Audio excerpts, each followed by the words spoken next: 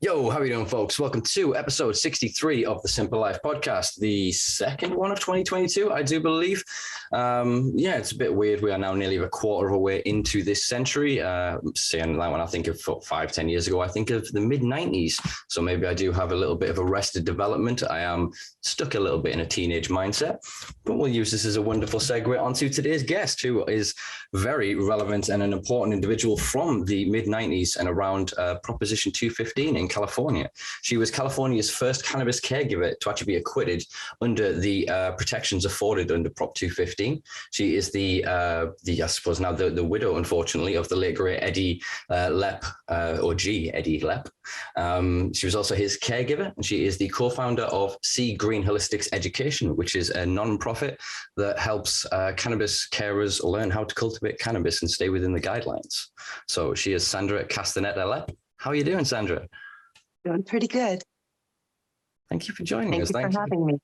Thank you for having me. No worries. Thank you for putting up with me doing my second intro there, because I'm a little bit over caffeinated. The time difference sometimes when I record with American guests means that I'll spend the entire day working and probably drinking far too many of these. That's probably why I look a bit fidgety, folks, for anybody watching this on the YouTube. We're going to settle in. We're going to have a nice smoke and a nice chat with Sandra. We had a little bit of a chat sort of beforehand, and we spoke of a few things that I think I really want to touch on. So I think the best way to start this, I guess, would be kind of at the beginning, and that would be to ask you where and how you first got involved with cannabis. Basically high school. It was just something that everybody was kind of doing, and they were smoking the Thai weed. And I took a few seeds from that Thai weed and created great weed. And all of a sudden, all my friends were coming and wanting weed. And I played guitar and basically had weed, and it was a pretty good time in high school. Nice. So it's going to have been the real Thai stick, not because there was kind of for a while, I suppose in the 80s, it will have been. In the 90s, there was kind of a trend towards like fake Thai, where people were just basically wrapping up buds. They weren't creating it into the leaves. They weren't, covering it in the oils. It didn't have the same sort of curing process. No, this was back in the days when you'd get literally store, paper bags, and they'd fill them halfway or something. It was the old days when it was just different back then. And, the Thai came actually on a stick, tied, and it was very compressed, and it was definitely the original Thai weed. Wow. It's amazing to think that, I've grown up in a generation where we can just buy seeds on the internet. I can get a landrace genetic from Pakistan, from any of the Hindu ranges, from up in Morocco and the Rif Mountains. We can get a lot of these genetics, and I forget almost, and I imagine quite a lot of my listeners will forget the privilege that they live under, that they didn't have to kind of just, I suppose it's the difference as well of finding a bag seed now is quite frustrating to somebody. Whereas I suppose back in the day when you got the seed, you're like, ooh, let's see what we can do with this. Yeah, exactly. And, I looked at it and I thought, this doesn't really look that great. They tell me it's a flower, but it doesn't look like a flower. And I just decided, well, let's see what we can do. And in my family, we always had gardens in the yard, and, it was kind of a nice neighborhood, and we had a swimming pool, and kind of put a nice little row of plants right behind my dad's swimming pool. Nice. Yeah, it was great. They ended up doing well. And one day my father figured it out. I was not the end of it. He goes up to my mom and our nanny. He's like, do you realize her daughter's growing marijuana? And my nanny's like, yes, I've been watering it. It's very beautiful. Oh, awesome. That is awesome. Oh, wow. That's kind of how it started. And then basically I just never quit. Growing's an addiction. When you start growing something and you see how beautiful it is and you smell it and you touch it and it's sticky, it's an addiction more to grow it than to smoke it sometimes. Yeah. I think quite a few of my listeners can attest to that, especially with the modern technology that I suppose we have now. I've known people pull off big yields and kind of go, well, I don't want the weed. I just want to grow again. And then they've got to almost wait the smoking the way through it, going, as soon as I get this done, I can get more in the ground. And it's that I found it softened me as a person when I first started growing my own cannabis many years ago. I didn't even have houseplants back then. I didn't really have a relationship to nature. I'd enjoy smoking a joint in the woods, or like taking some mushrooms by a fire, maybe around a lake or something. But I didn't quite understand that relationship to nature until I invited it into my house. And then you take that tiny little thing and you've got to love it and care for it and raise it. And yeah. Yeah. And for patients, it's really important because it gives them a reason to stand up, get out of bed and go water a plant. Yeah. And go maybe outside in the sunshine for 10 minutes where they would have stayed in bed all day. And it gives them that excitement, which is part of, I think, the therapy of the cannabis, is being able to put your feet on the soil, get in the sun, touch the plant, Yeah, for sure. I mean, I run, we're a bit in hiatus because of COVID, but I run the Durham City Cannabis Club up here in the north of England in the UK. And one of our philosophies is of the healing of community, that people coming together and being allowed to celebrate the cannabis that they've cultivated, the way it helps them, and to be able to sort of trade it with each other and to be able to celebrate and acknowledge the diversity of the plant and its community is as therapeutic in some ways to people being able to get access to cannabinoids and terpenes and the right sort of product that helps for them, That's how it was under 215. We'd have farmers markets, we'd have large gatherings, everybody could share their medicines. Now it's very regulated, which is kind of the key of what happened with Prop 64. It's all a trick. The government is very slick. They call it legalize, but if you look at the first line of the name of the actual proposition, it's tax and regulate. Yeah. It's basically, you are growing how much? Come pay with daddy government. Yeah, it's the discrepancy when I think a lot of people don't quite get the history, and it's weird. It feels there's been a corporate whitewashing in the English-speaking world about the heritage of cannabis, that the era of Jack, of Eddie, of Dennis Perron and people like that, when they were really getting these narratives out there. I mean, Jack Herer was obviously way ahead of his time, light years, and yet I now still worry that his narrative is lost because of Prop 64, because of the attitude that came after it, rather than going, oh my God, these hippies have got money now. They can afford land. They can trade with each other. They're standing in unison against idiotic laws, of archaic ideas, and they're starting to challenge the status quo. And I think that is terrifying to an overarching government, Well, they're going to have to make changes because there's a lot of people that were already in the pre-existing industry.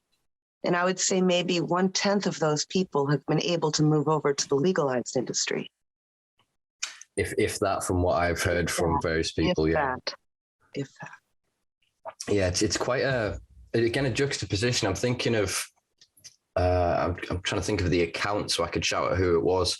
But there was an event in California I saw on Instagram the other week. And there's a new authority or a new body, the California Weed Authority, like the Cannabis Authority. And they were down there basically taking weed off people that was their personal weed if they had too much. And this was really great legacy market growers and people that have been at it for 30, 40 years. The people who built the industry that these guys are now paying the thousands to have their booths at these events. They can't even take their product in. They can't even show it to each other publicly. Well, it was quite a tricky situation the way they did it. They went to the small farmers. They didn't touch the large ones, okay? So they go to the small farmers area.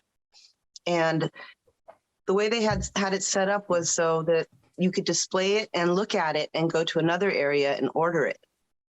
Okay. That was the problem they were having, was how it was being displayed. And even though what they were displaying was their own personal, for the use of displaying, they're basically saying you can't show your product. People can't smell your product, but they can buy it. But they can't look at it. They can't smell it. They can't touch it. But you can put a label of what it is and they can buy it. I mean, the regulations are to the point where they're so silly that they can do things like go to the Emerald Cup, which is where that happened. That's what it was. Thank you. Tim Blake runs the Emerald Cup, and he's an amazing person. I believe most of those booths were donated or given at a very low fee because they were for small farmers as well. Nice. Tim does things like that. But what happened was that they targeted those small farmers, and they didn't touch the larger farmers, the large farms. And I think it's because of this fear that the organic, high grade, that these small mom and pops are growing just outshine what these larger farms are doing, and they don't want anybody to see it. Yeah, they're trying to obfuscate people's perception of the system that they've created until there is no other narrative other than the one they present. And this is something I was talking about with my friends recently. I'm not going to mention them, but they are quite a public figure, about censorship online and how I have this fear that there will come a day within my lifetime where an entire generation of people will forget that cannabis comes from a cannabis plant. They already have. Listen, I work with Spanish people that are learning about cannabis, and I was reading one of the posts from the women in cannabis, La Canepreneurs, the females from the Hispanic cannabis industry, and they were saying that most of the women who come to their groups don't even realize it's from a plant. They're like, oh, wow, this comes from a plant? So you're right on target when you're saying that. In California, it's more well known, but internationally, I don't think people, especially women, really realize what it is and that they can grow it themselves and that it's a healing herb. And maybe it's part of their history. Their grandmas might have grown it. Their great grandmas might have grown it. The healers and their families probably grew it. And as this technology emerges, more of these people are learning these ways and realizing that it's a plant of healing. And the healing woman in a lot of these older cultures, it's being discovered again. But up until now, a lot of these women didn't even realize that it came from a plant. Wow. And men too, I imagine. I'm just saying this is the group I noticed it in. It's interesting because the sort of the erasure of the cultural history of the heritage of and the legacy of the prohibitive market. Like I said, that cannabis wasn't suddenly discovered. They didn't just trip over it in the late 90s. There is a coincidental timing of when they discovered the endocannabinoid system, and then when suddenly it's medicine in California and the UK are suddenly making a pharmaceutical company, and all these things suddenly happen. But that's coincidence for you. It's not. I'm sorry, I'm being sarcastic as hell. If you go back, you know that all of the medicines prior in the olden days, when we were just an emergent United States, I think it was like 90% of the medicines had cannabis, cannabinoids in them. Yeah, same with the UK. Sorry, Sandra, I was being excessively sarcastic there, but I don't think I was. I apologize, but I just wanted to make it clear to everybody that in the olden days, cannabis was the primary form of medicine. Oh, definitely so. It's something we've covered quite a lot on this podcast. We've had quite a few doctors and various people where we try to cover the heritage and history. I mean, if you go back through William O'Shaughnessy and sort of what happened with the British and Irish discovery, or not even discovery, their awareness of what was happening then in India at the time. You know, they didn't discover anything. They just happened to bump into some people who were then doing a thing they've been doing for hundreds, if not thousands of years. Yeah. There's again evidence to most. It's something that Jack Herer spoke of. There's evidence that most of the major, I mean, it's probably changed since his day, and actually it's probably still true with the work of Graham Hancock and the discovery of like Bibliotech. Is it Bibliotech? I can't even pronounce it. Sorry. It's the two places in Turkey that they found, which then kind of extends human history by a few thousand years. Guarantee there'll be evidence of cannabis consumption there. I mean, they found it with the Scythians, with the Romans, with the Greeks, with any of the great sort of empires that moved, that arose. They had to absorb cannabis into their culture because it was used by so many territories they kept arriving at. They just kept finding cannabis because it's a weed and it basically wants to be everywhere. Well, also it grew wild. So you had the animals eating it, and then the people would consume the animals and then get the cannabinoids through their milk and their meat. Yeah, the sort of socio-environmental balance, I guess, or homeostasis that was sort of created by the wilding of cannabis. It's again something that Jack Herer pointed out, that I'm trying to do some math in my head. I think the video I saw him in was 99, 2000 when he's talking about this, and he said 60, 80 years to his 30s. So it's maybe about 100 years ago, 60 to 80% of arable land in regions was cannabis or cannabis familied lineage of plants. Yeah, basically, yeah. So the eradication of this was then started at around the 70s. You can actually map on climate change models on global warming, literally of CO2 atmospheric CO2 rising at the same rate they eradicate cannabis plants around the world. And we're talking millions, tens of millions of plants a year around the world, you know, because they went to the acquitted regions and then they worked their way out basically. So the American DEA and European forces just went on a mission to destroy wild cannabis without understanding that they were destroying one of the best natural carbon sequestration technologies on the planet. That it sequesters 325 kilograms per atmospheric ton, and it grows, it captures it, then it rewilds and dies. Then it becomes nutrients for the soils for the next generations. You know, then we came along and we were suddenly using this material to create the rigs and sails and ropes for ships. We used it to create oils. We like say using it for medicines. We're now able at the birth of this to use it for plastics. You know, sorry, the birth of the 21st century to use it for potentially for batteries with graphene supercapacitors. We're really starting to understand the potential of this, but it's almost like we're stuck under the same problem. The same forces that are wanting their tax and their cut are the same ones that set in place prohibition in the first place. Exactly. That, you know, went against Henry Ford and the idea of these hemp-powered cars, you know. Mm-hmm. Well, those cars actually were amazing. He had an entire hemp field that he powered his entire fleet by. And those cars, they were made with a fiber that was not completely hemp, it was partial hemp. Yet you could smash, I believe it was a hammer into it. They show it on their little commercial that they do, and it doesn't break. It's a wooden pickaxe handle. It's soybean, flax, and cannabis. Yeah, sort of a fusion, and it's like one of the first kind of what you consider what do you call it? Carbon neutral car. Yeah, I can't remember what you call it. Certain material. My brain's really not firing today. Carbon fiber, like a carbon fiber material formed of, got there eventually.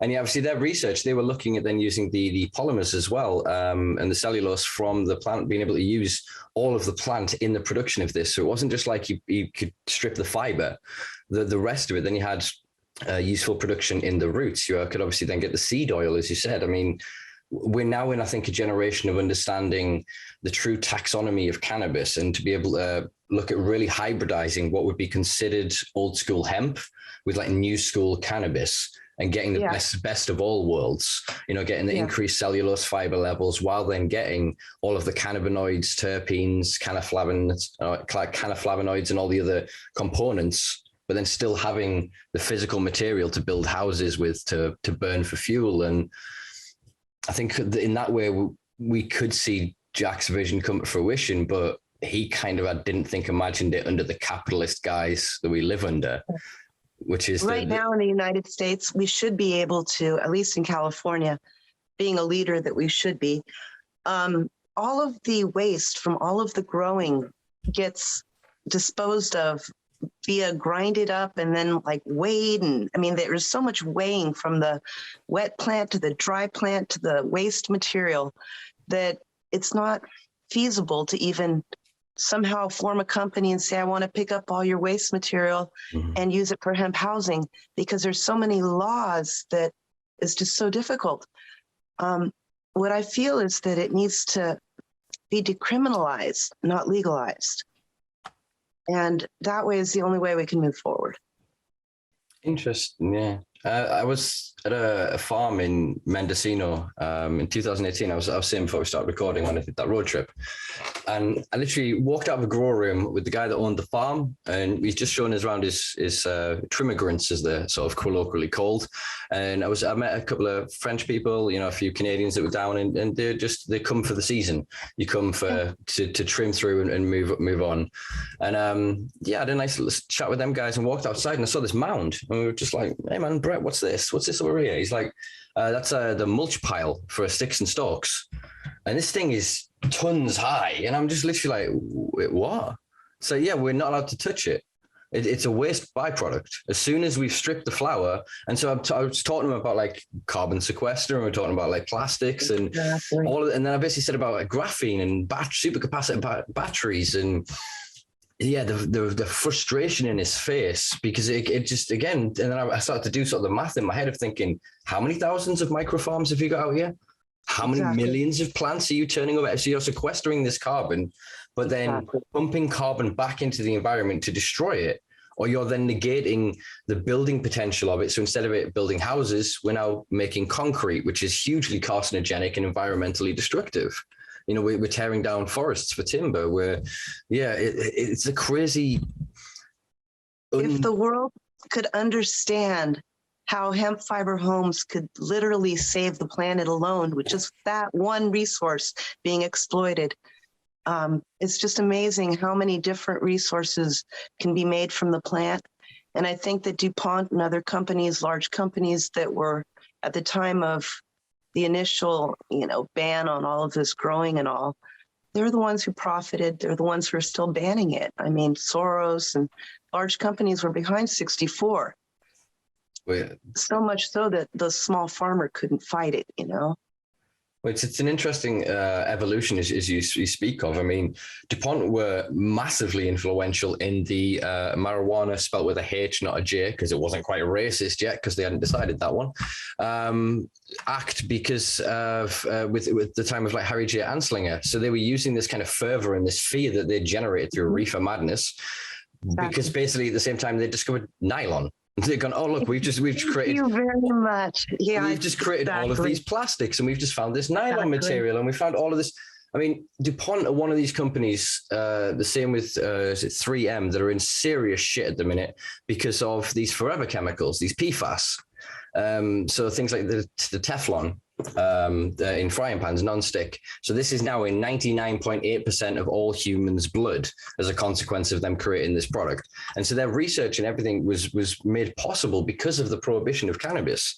It incentivized this idea of these powerful compounds and these never forever things that would never break down over biodegradable cycles of the plastic, which they were looking at with not just cannabis, but sunflowers and all sorts of other different mass crops that they could again get a crude oil and a material from. They were looking at all sorts of synergistic kind of relationships. That was kind of what Ford was looking at. I think he did a calculation of, at the time, he said 4% of arable land in America, and he could power every car for every American.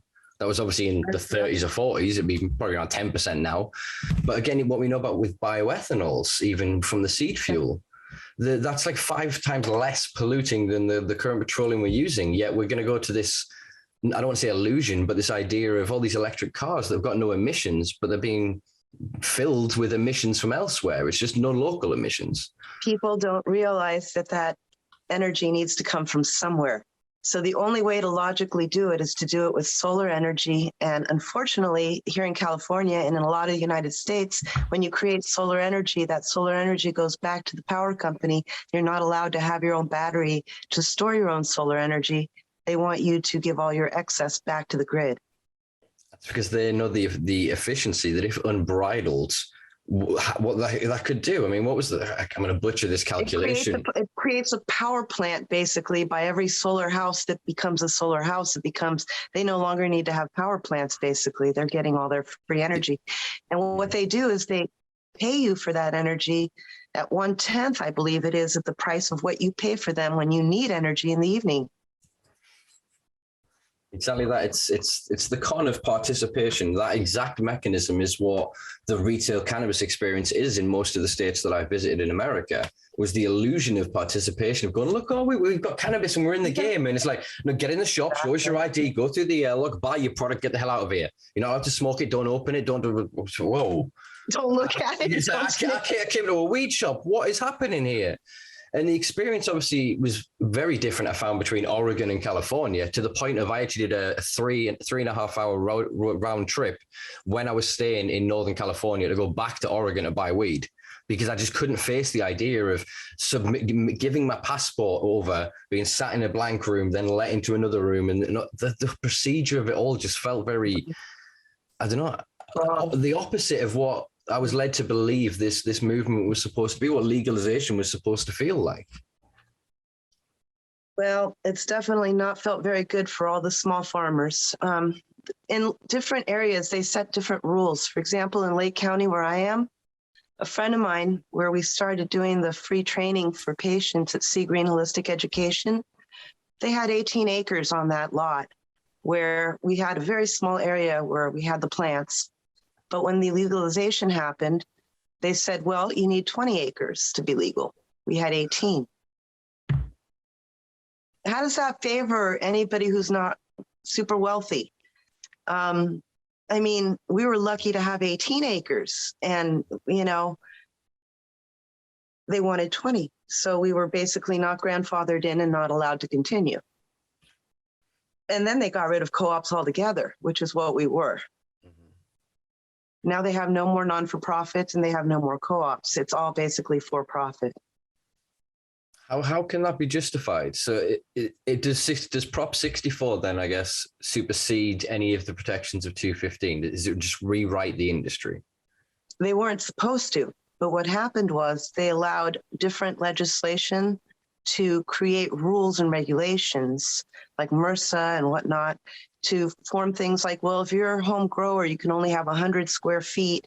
Your plants can only be so tall. You can't have babies and this, and only 6 per house, not per patient.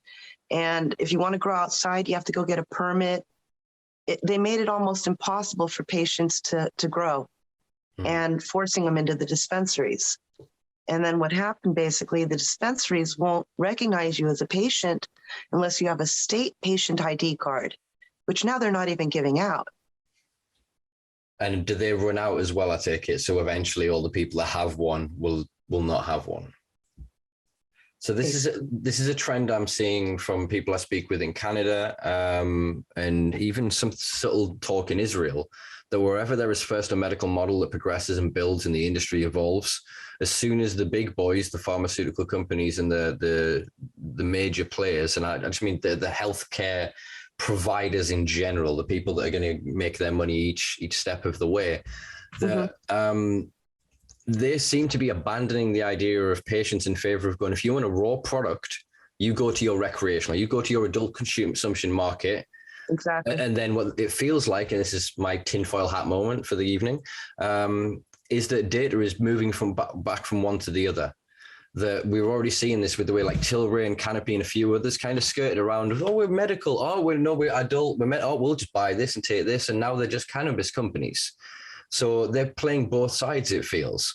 And so my biggest fear here in the UK is that what's going on with the clinics and that is that they're acquiring data from the patient sets to then sell to pharmaceutical providers to create novel, patented cannabis-based medications. So inhalers, tinctures, asthma sprays, those kind of things. And then we're told that that's the only medical.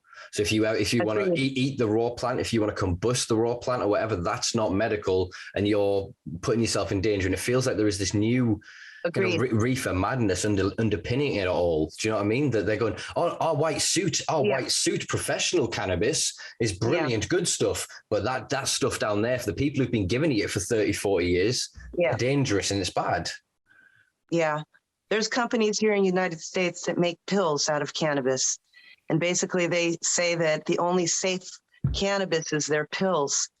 And I believe the company is something Verde, I can't remember. But basically they make these pills and, their goal would be to have everybody just taking their pills. So that's, I think, the future they want. And then they're going to say it's dangerous for homegrowns because you don't know how much cannabinoids or THC is in what you're smoking or ingesting. It feels like it's a reduction as well of of weights. So when you think of you look around at your adult markets or the medical models around the world, and so we talk hundreds to thousands of milligrams of product in the way that we work. And then when you turn to their products and they're talking 5s, 10s, 15s, 20s.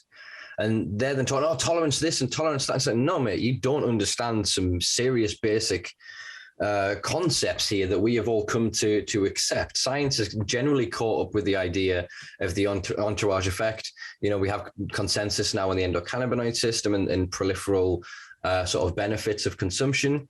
So we know it's not the same as just saying one thing for one symptom. Yeah. You consume cannabis and it's like a panacea. It's not necessarily a panacea, but it's almost like a stem cell. It goes where it needs. Your body then goes, I need this. I need anti-inflammatory here. I need, you know, a reduction in anxiety. I need stimulation of this, that. Yeah. Ed was basically given 3 months to live. Excuse me, Eddie. And that was about 1.5 years ago, almost 2 years ago. And we upped the cannabis oil that he was taking. We upped it from 2 grams a day to 4 grams a day. And that's when all of a sudden we saw a decrease.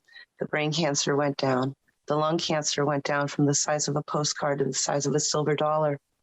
Doctors weren't understanding why it was going down, you know, everything was getting better. And he managed to live an extra 1.5 years pretty much than what they gave him. And I believe that was due to cannabis. Yeah. I don't disagree in the slightest. I mean, I've heard hundreds at this point, probably even close to thousands of testimonies of similar experiences, because there seems to be, again, consensus now that THC causes apoptosis, so that it causes cancer cells to be targeted by your immune system. The body all of a sudden identifies this and goes, this thing shouldn't be here, lads. Let's get on it. And because of its other proliferal benefits, I mean, even the joy, the euphoria, the quite often ecstasy, the high of cannabis brings, the relief of that escapism of our drudgery often of our daily lives, that again is equally as therapeutic as we were discussing before, as cultivating yourself or socializing with others. It's a liberating thing. So I think that, again, you say 4 grams to somebody, they're going to go, that's 4,000 milligrams of full extract oil. And blah, blah, blah. That's exactly where I wanted to head next in the conversation, is that if you grow your own, it's impossible to grow the amount that we needed to keep him comfortable and happy. People don't understand how much you need to create the oil that you need to be comfortable and happy. Cancer patients, you know, everybody does different amounts. Eddie, he had a good tolerance, so he needed a good amount. And luckily, we had companies that helped us. Military Meds was one of the companies that helped us. And a good friend of ours, Bubba Lou, he helped us. And if it wasn't for our friends, we wouldn't have had enough medicine, because I could only grow what I could grow legally, and there was no way what I grew would have been enough. That's it. What was it like sort of pre and post Prop 215 in terms of then people's attitude towards cultivating? Because I've often maintained this idea in my head that as soon as you put an arbitrary number on it, or you can't grow more than X, that it suddenly creates a limit that before you might not have even known you needed a limit. So then we had a limit. The perception. We had a limit. Here in the United States, 99 is the limit before it becomes a federal offense. So up until, what was it, SB 420, which was the regulation of Prop 215, was there a limit. And that limit from 99 went down pretty much to about 6 per patient per house, which was still good. I mean, yes, that included obviously a provision for fruits outdoor. Yeah, so we could grow larger plants. I was going to say, you guys in Cali grow some different sort of plants. I mean, often that's yes, we do. Yes, we do. Yeah, well, matter of fact, that's what our training company taught people to do, because when they went from 99 to the 6, the course was called 6 is All You Need, because we were teaching people how to build their plant from the soil to the seed to the humongous plants that they would become, the size of Volkswagens, you know. Mm-hmm. And it was funny in our local city council, they tried to say, hey, they can't grow these 6 plants. They're too big. You can't. It's so funny. The guy I worked with, his neighbor just so happened to be the mayor. And she'd go there with her drone and take pictures of his plants. They're too big. They're the size of Volkswagens. And, it's 6. That's what the law says. We have 6. Mm-hmm. So we were teaching people to grow these giants in the public library. Yes. I love it. I love the imagery that just sprung to mind there. And again, it's what I think is, or what I feel is lost in the modern legalization movement is almost the soul, the playfulness. Everything's become very corporatized and very professional, and we don't be silly. We don't want to embarrass. And it's like, this is cannabis we're talking about. This is the sit down and giggle your ass off little plant. You remember this, right, guys? Yeah. It's healing, and it's this wonderful industrial commercial crop, but it's still the thing that high schoolers get together behind the bike sheds and, piss themselves laughing. And it always will be. And we shouldn't ever lose. Yeah. I think that one of the beautiful things about going to the public library and doing the training courses was the public library called us the Garden Club. And then about 6 courses into it, they realized what we were doing. They're all, oh my, but they still let us have the training there. But I don't think they no longer call us the gardening club. That gardening club. Exactly. Oh, man. See, I mean, it's the movement of 215 and everything that happened. Because I mean, obviously there was it Illinois in the 70s is when the first compassion programs started technically in America, and then there was a federal sort of trial that got them screwed into having to supply a few people. I can't remember what the name of that program was. But other than that, Prop 215 and the development around California at the time really kickstarted the rest of the world. I mean, it was literally those events that caused a royal commission to happen here in the UK. And so our prime minister at the time sent this guy away to go look at this. What's the potential of cannabis? What should we do? And they came back to the UK and said, we should decriminalize it. We should explore its therapeutic uses and, have a go at this. And then basically 6 months later, GW Pharmaceutical was created as a company. And there's a whole rabbit hole we could potentially go down if we've all got enough tinfoil, but we'll leave that for another go. But I mean, they've recently sold for $5.7 billion. Pounds, sorry, not dollars. So you can see that evolution and that progression. And I think during that time, most people have now, unfortunately, kind of got this vision that medical cannabis it's the suits, it's their end product from the same system that represent the same oppressors that were throwing us in prison for this. They've lost that connection to, no, here's a seed. You have power. Literally, you don't need these people. And they've lost that touch. And I know obviously not everyone can and not everyone will, but this is where the compassion clubs, this is where caregiver systems, this is where wider networks come into play. But it feels like everyone that wants to be in that scene they want money. They end up getting lost towards, well, we can make these millions. We'll start this brand. And so it feels like there's this wave. Which is why I love to share free information and help people grow, especially organic. If I can help people grow organic and not use chemicals and create a good runoff, then I'm happy, especially if it's a larger, grow. But it's planting those, the smaller seeds, because eventually I hope kind of in I don't know, like grab the popcorn kind of way. I want to watch maybe the Californian industry collapse a little, maybe because I don't obviously want the people that I know, like yourself and others that I've grown to sort of know and care for it to suffer. But I also at the same time want them to have a chance to participate. And I've watched over the past several years since the changing of the law and since Prop 64, and watch more and more of them become criminals and dangerous people to the system when they haven't done anything. They just keep moving the goalposts around you all. Well, I think Proposition 64 is going to get challenged because there is a clause in it that says it doesn't violate federal law. Yet federal law does not allow for recreational. The only thing that federally is allowed is what was written in the Cole Amendment, which specifies that patients could have cannabis and that they can't interfere with the non-for-profit cannabis industries for patients' rights. So I don't know how it's going to pair out, but I believe that there's several people who are challenging it in court for it saying it does not violate federal law when it obviously does, because there is no federal clause for recreational. Interesting. I imagine that would then maybe kick something along the federal way. I mean, we've had quite a lot of things with like the MORE Act, HOPE, and various other ones come up from both sides of the aisle, which I found quite interesting when South Carolina rep pulled up one of the more recent ones as a Republican.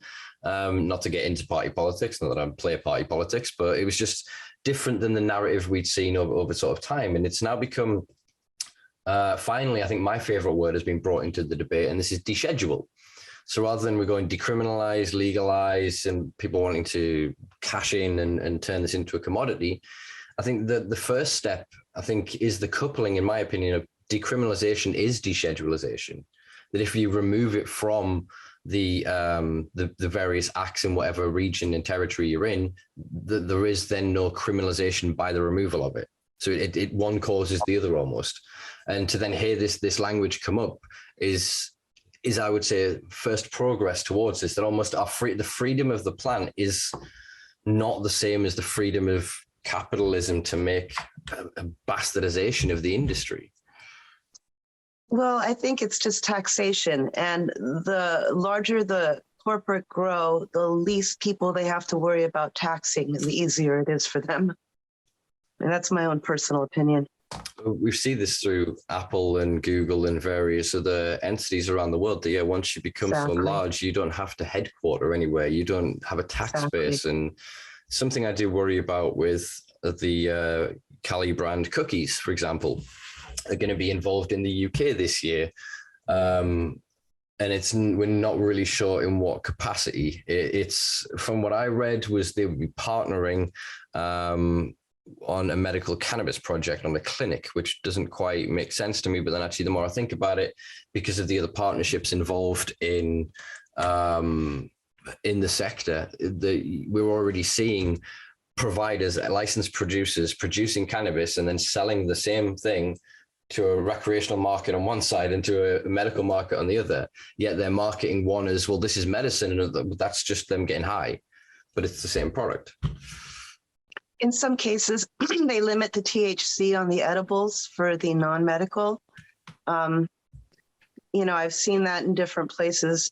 I've been looking into legislation because I may be leaving California if I have to do something in my life that I want to do with cannabis, because the rules are just so crazy.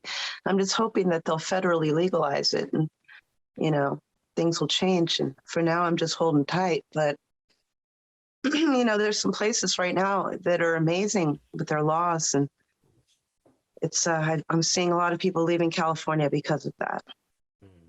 So where would you sort of consider to go out of the, I think we're on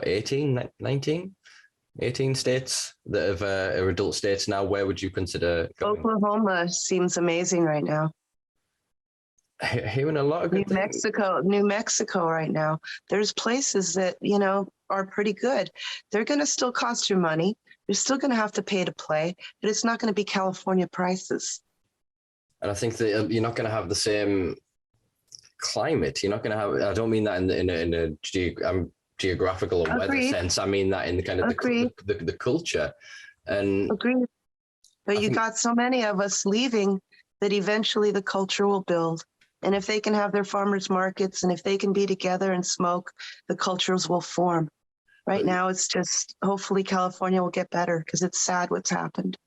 Yeah, that's exactly what I meant, is that the establishment outside of these epicenters allows them to get out of the echo chambers. So instead of everything just then becomes, if somebody creates a nice cultivar and everyone goes, let's interbreed that with everything that we've got and just resell it. And you end up with this repetitious, repetitive kind of just samey industry in a lot of ways, that it stifles its own potential creativity, because everybody. Well, back to where I was saying that the thing that interests me is teaching people about organics, because then what you get is a beautiful essence of what the plant really is. You can appreciate the plant for everything it is instead of some salty chemicals that are in it that destroy the earth. Mm-hmm. And it's a positive thing because you're doing the carbon sequestration, you're doing your part in every way. You're creating a healthy runoff, you're creating new waterways with the runoffs. People don't realize that it could be beneficial if grown properly.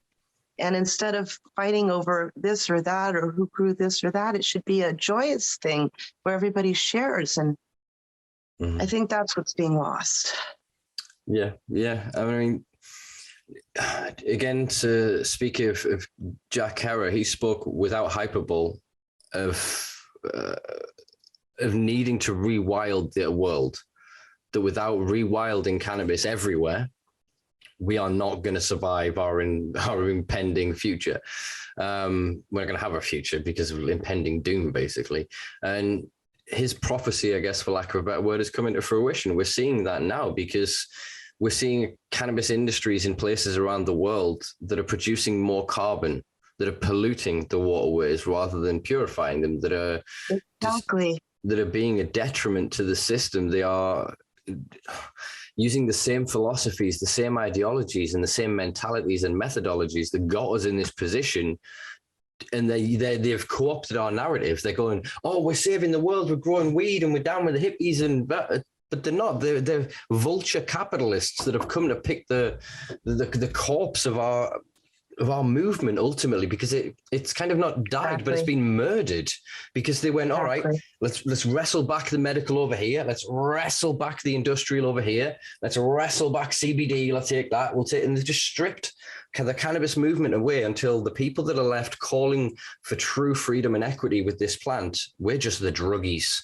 We're the wrong uns. If you want to play the game, go play the game. Does it help you? You're a patient, then go over there and deal with that. Do you want to grow it en masse? Then you're a farmer. Go over there, deal with that. So no, I want a relationship with this plant, and I want it to be open and transparent. So what I learned today, I can share with you tomorrow, and that we can grow in harmony together. My idea is I want cannabis to be benign, boring, and over. It to be so ubiquitous that we can forget about it. It is everything. It is everywhere. It is every product. You know what I mean? And somebody here comes up with the next amazing cultivar, and they go, "Is the clones? Do what you do." Well, that's one of the problems in California, is that it's not considered an agricultural crop. So instead of being treated like every other crop where you would have crop insurance and whatnot, you're separated, and where the other crops aren't taxed from the farm to the distributor to the dispensary or however many times in between, the farmer's the one who gets dinged. And usually, you don't usually get taxed before you sell your product. Here in California, the cannabis farmer gets taxed before his product's even sold. It's a taxation scheme. So you tax based on speculation. So if you put 100 seeds into the ground, they would go, well, you're expected to yield X amount. So then if you fail to yield that, you've already had to pay that tax bill. So if you get robbed, as I'm seeing happen a hell of a lot, in especially Southern California at the minute with smash and grabs and everything,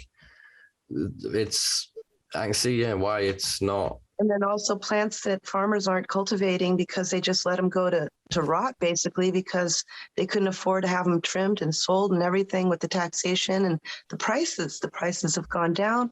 Can't afford the trimmigrants anymore. It's a completely different game. It's changed. Well, was this not something that was pitched as part of legalization? Would be a stabilizing of the market price? No, what happened was there was a clause in 1964 that said that the people who created the law, the legislators, could change the law at any time they wanted. And between them, they've made a vote, and that vote would be, their ruling, and the law would change according to whatever those legislators wanted, which is crazy because it's a vote by the people, which you would think that only the people could change that kind of proposition. But they had a clause within it that said that the legislators could change whatever they wanted amongst themselves, which is how they went from the 1 acre cap and basically got rid of it, which allowed the big corporations to step in and take the game.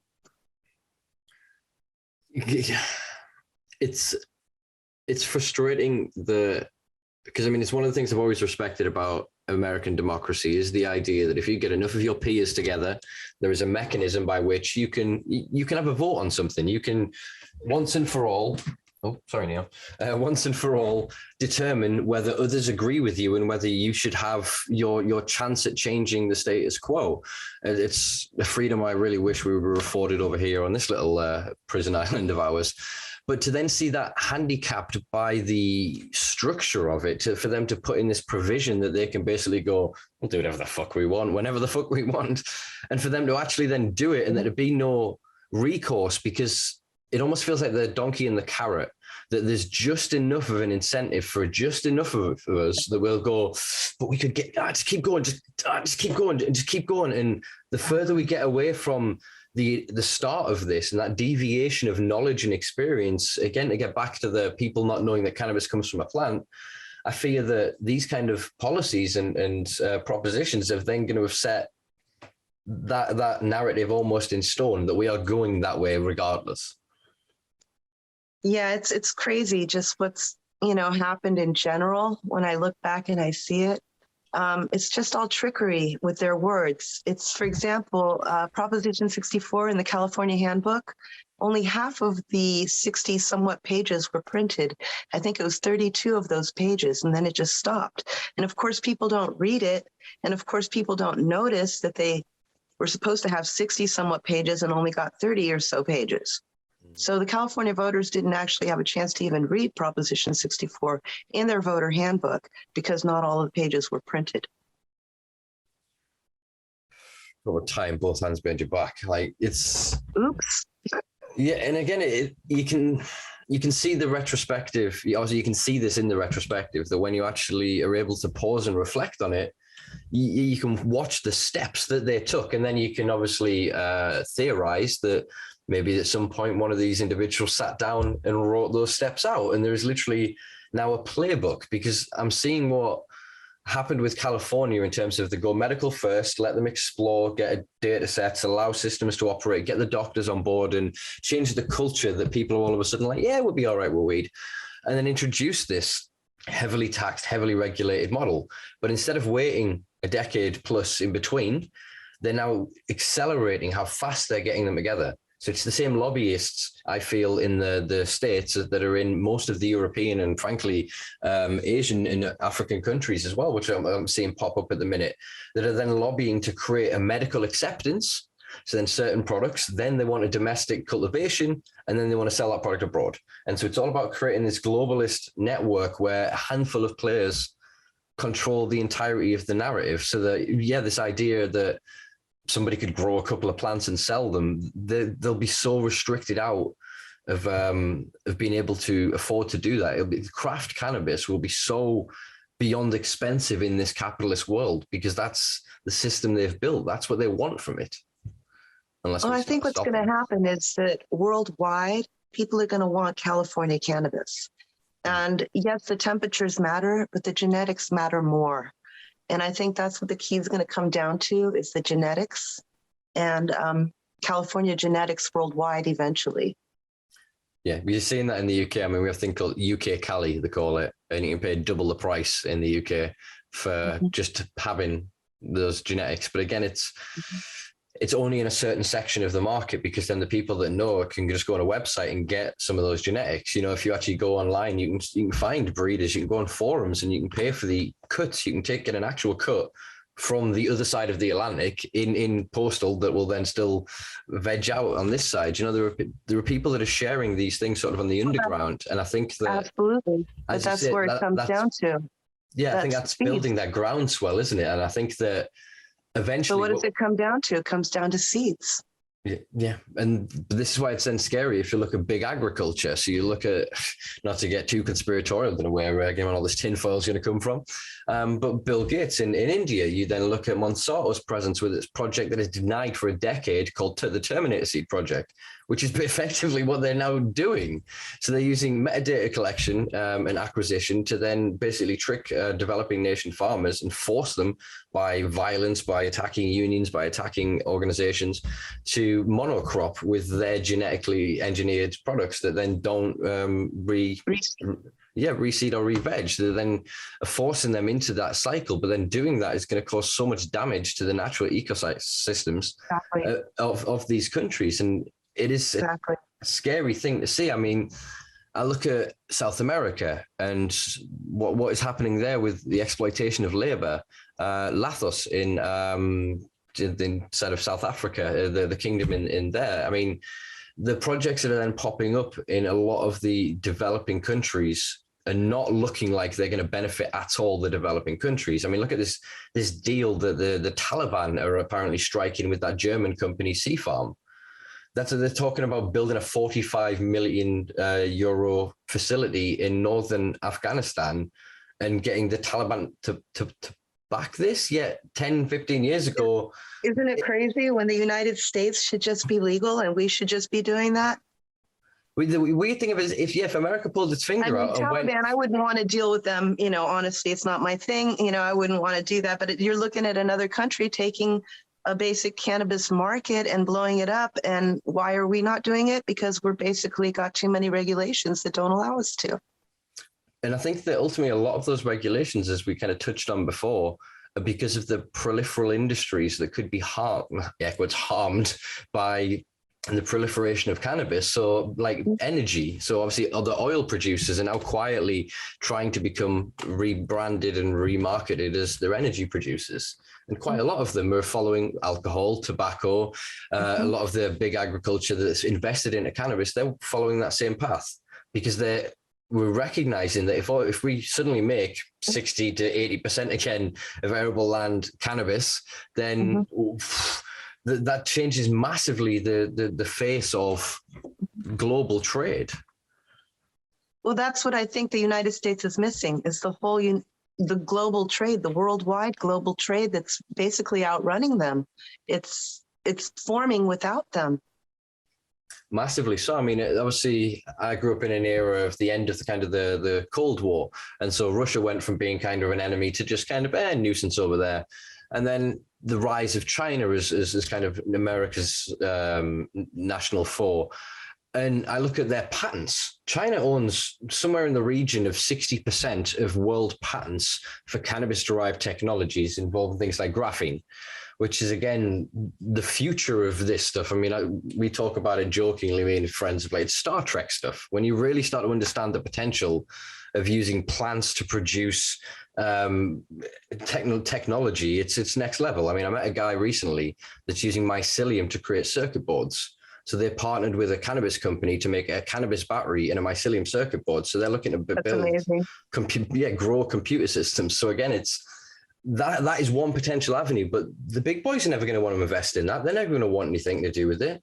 So it's the fighters that want their right to grow as many plants as they want, to act however they want with this plant, that are actually going to push us forward through this. I feel that in the same way that Eddie and Dennis and others, because of the desperate need and the knowledge that was there at the time, it was self-evident. It's still self-evident now, but they've taken the narrative. So you're going to the doctor and you're getting on an oil product and going through the pharmaceutical system. You're not going to somebody who's grown the plant for 20, 30 years. You're getting prescribed it by somebody who's probably never seen the plant. Do you know what I mean?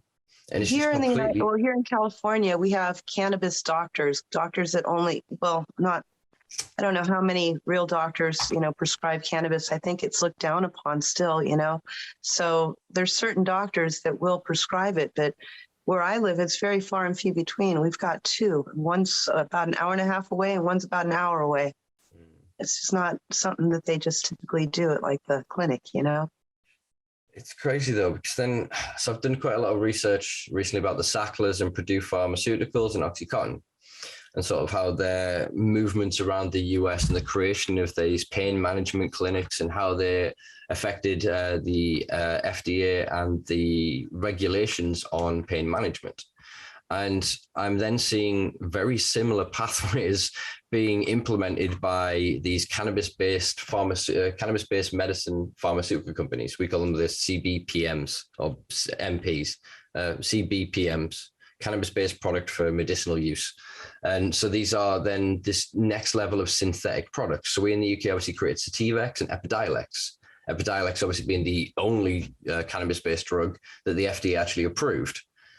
So there is this direction that we're seeing that when it's prescribed, it has to be one of these medications, not the plant. That's dangerous and radical. And oh my God, that's so old hawk. But it's often, again, the relationship that we were talking about before, about giving a patient and a caregiver that relationship to a certain cultivar, of learning that it's this genus of cultivars that really help you. So say like the OG lineage or Blue Dream, and there are certain subcultivars of that. So then you can then get the seeds from that and be taught how to back cross, how to play around with the genetics to find certain cultivars that really work with you, to really get that intricate relationship. You are not going to get that from an oiled product that is designed to help the majority of a set data set. Do you know what I mean? It's about individual connection and holistic approaches. What I feel is we're not going to get in the UK because they watched what happened in America and went, no, we're going to go straight to the patents and the taxes and the control. Well, if they follow California's model, they're going to be disappointed because it didn't work out in the end. Everybody who's getting taxed is losing money. The large companies can only lose millions for so many years.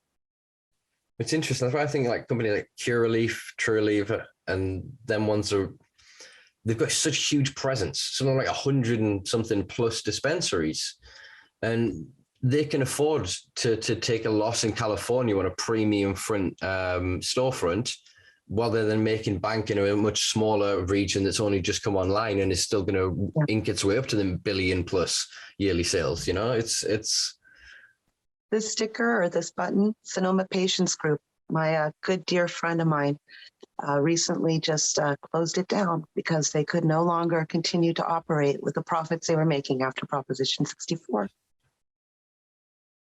So, and again, it's not about even the cannabis or the product. It's about the community. It's about being around people that see you as a fucking human and not just a product. You're not a cash cow. Yeah. And again, it's that soullessness that I spoke of before. That's what hurts me with this. Exactly it. They're losing that. And hopefully it'll be challenged. Hopefully somehow in court, Proposition 64 will get challenged to the point of maybe bringing back Prop 215 to a certain extent, something new in the meantime. There's a couple people working on different things. I'm not going to get into it because I'm not going to support one or the other, but there is definitely some things going on here that may change the game in the near future. I do hope so. I do really hope so.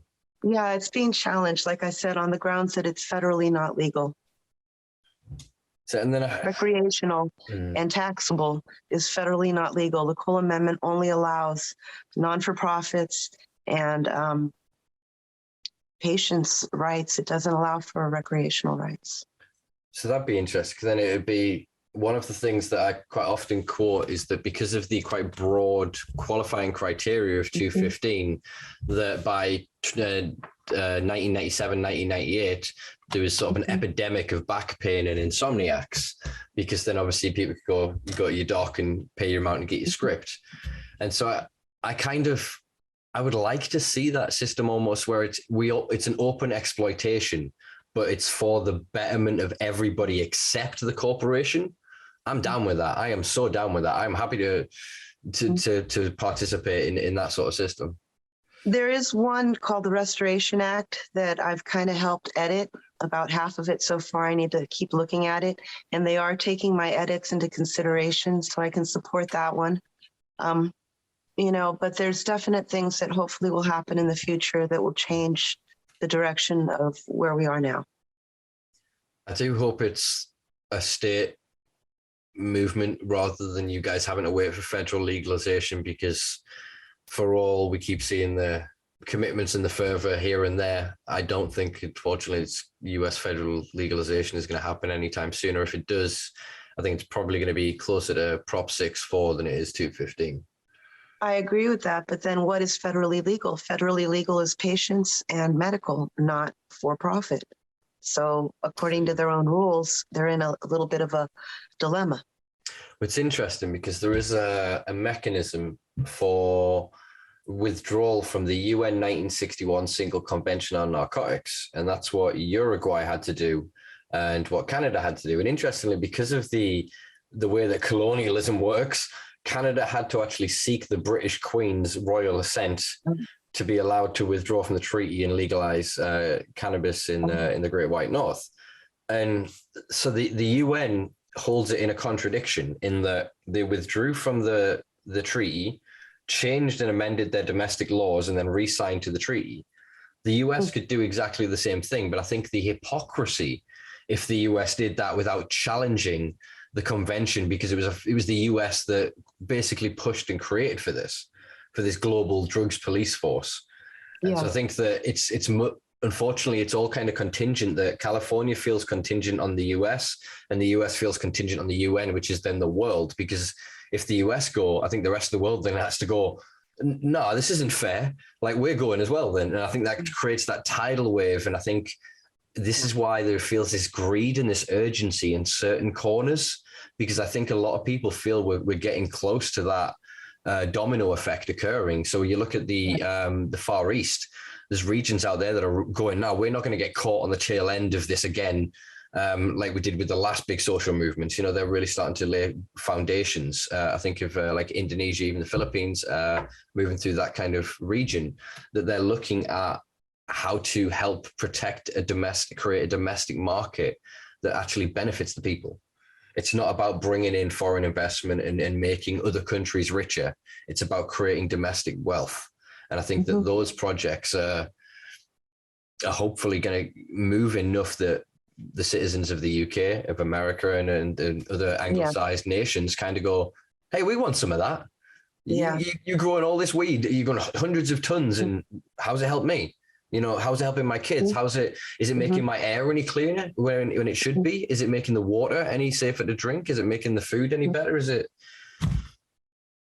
I think it's starting to be discovered as a bioremediation tool in some areas. And, you know, that's something else I kind of push for, is that more people realize that hemp could be a bioremediation tool and then alternatively used for fuel afterwards or whatnot. Not necessarily a product you'd want to ingest, of course. But, you know, they're using it in Chernobyl, various areas, Fukushima, as bioremediation. And, you know, there's definitely places in the United States that we need bioremediation, Lake County, our lake being one of them. We've got a toxicity from the mines back in the days when gold mining was popular. So we have mercury in our waters. And this is also one of the scary things of why then the mass commercial market needs regulation, because if they don't have education of understanding this and they're just using whatever soil is laying around, if they're just moving into the earth, then the heritage and history of an area needs to be taken into consideration. Because as you say, the displacement of certain minerals and byproducts from previous agriculture and industry can be seriously detrimental if we don't have that connective awareness. And again, it just shows that if the government's really were trying to get a hold of this, I feel that they wouldn't be given the power to corporations, that we would have nationalist movements, country government movements to rewild cannabis within their borders, to empower every citizen to learn how to grow it, to understand that actually if every citizen's endocannabinoid system was supplemented, we'll save billions a year in healthcare. If we end a drug war, we'll save billions in legislative and judicial system fees. You know, we also then save money on families and social services because we're not taking fathers and mothers away from kids. We're not then destroying communities. Exactly. There's so many of these knock-on effects in multitude of directions that if we could just get a generation of them to see it, just one whole government in every department to go, wait, this touches everything. Let's get the fisheries in, let's get the ags in, let's get these guys, let's get everybody sat in a room and go, right, this one plant, I know it's going to sound silly, guys, but listen, it affects everything. No, listen, and actually be able to explain to them. I think that would change the world far more than another Facebook size, Google size cannabis company taking over the world, because that's the nature of, if company could rise to that level, then we've missed the fucking point. I think it starts with getting people's hands into the soil. It starts with getting people growing a seed. It starts with empowering people to know that it's not so difficult to do. And go ahead, get some seeds, put them in the soil, do it. You know? Yeah. I encourage it highly. It'll bring satisfaction. It'll bring, joy. That's what I think it's meant to do. And it's one of the things that's forgotten. I think even the rebellious act of germination, even if you don't bring it to fruition, it is illegal in most regions of the world to take the seed, take a pot of soil, and just put it in there. But just doing that one act of rebellion for your spirit, for yourself, to go, that was illegal. That's what I'm. Obviously, then I'm not saying then grow 100 of these things under industrial lights. That's not what I'm saying. But exactly. But even that, and watching, just you can literally on a windowsill, and it doesn't. It's a weed. It will not give you the best yield or anything, but it will give you an indication of the potential of this plant, the speed at which it moves, the personality it exudes, the very essence. I guess it sounds so esoteric, but something to go smell in the morning and bring you a smile on your face and just go, wow, I did that, Yeah. And something to watch that cycle of change as it moves from veg into flower, and to then understand how it changes with the seasons and the colors of the leaves and everything else. And again, it teaches us in a poetic way, I found from my own cultivation experiences, that, as you said before, it gives you a reason to get up. That especially the home growers, I know, the people who literally grow it in their own homes, that they have that thing in the morning of, you get up in morning, girls, and you check, house, do you need any water or anything? And it is that. It also encourages other gardening, because you start seeing this one grow. Well, maybe I should put in a couple tomatoes, or, well, geez, I really like corn, or, well, why don't I grow a couple of, sweet potatoes or whatever, and you just start getting experimental with other things. And then all of a sudden, before you know it, you've got seasonal plants, you've got perennials, you've got fruit growing, and it's wonderful. But until you actually I think cannabis is a great first plant to grow because it's so simple. Most people over exaggerate the difficulty of growing it. To kind of make it scary. You need pH, you need this, you need the right water. Well, that's great and dandy if you're growing non-organic. If you're growing organic, the soil should be good enough to pH the water itself, and just water it, you're fine, Yeah. But you got to have good soil. Yeah, so microbes as well. If then you understand that relationship, you're creating a living space that it corrects, it's self-correcting. There is a symbiotic relationship where the plant and the microbes, and then all the way through, then mycelial networks then start to form. And there is this interplay, this entire universe that we shouldn't be, as you were alluding to earlier, throwing these salt-based chemical feeds in for density, for, we call it a gram appeal, for Instagram appeal.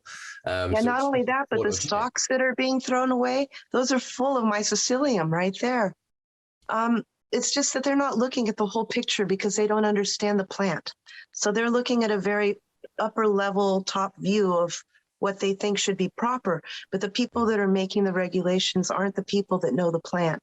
And I think that's one of the main problems. Well, yeah, like as you're saying, the soil root balls that in these 100-liter plus tubs, and they're cast aside.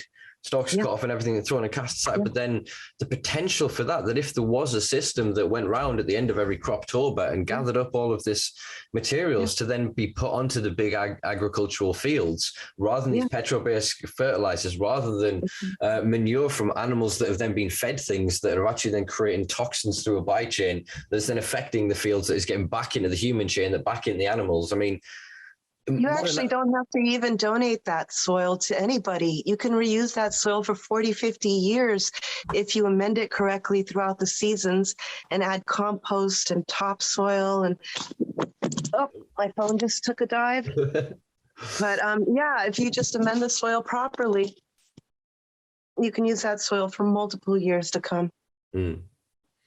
Multiple years. Yeah. Matter of fact, I'm gonna do a quick plug. My friend Patrick King, Soil King. Hey, Soil King. Soil for growers, by growers. That's all I use. For years, that's been my main soil. Patrick's a good friend of mine.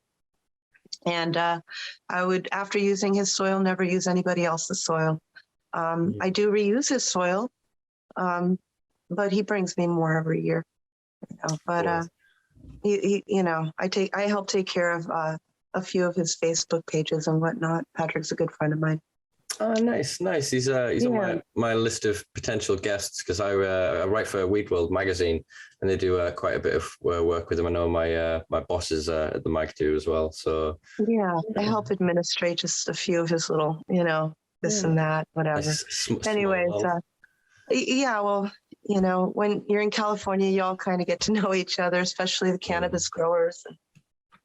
You get to know where to get good soil, and if you want good soil, you go to Patrick.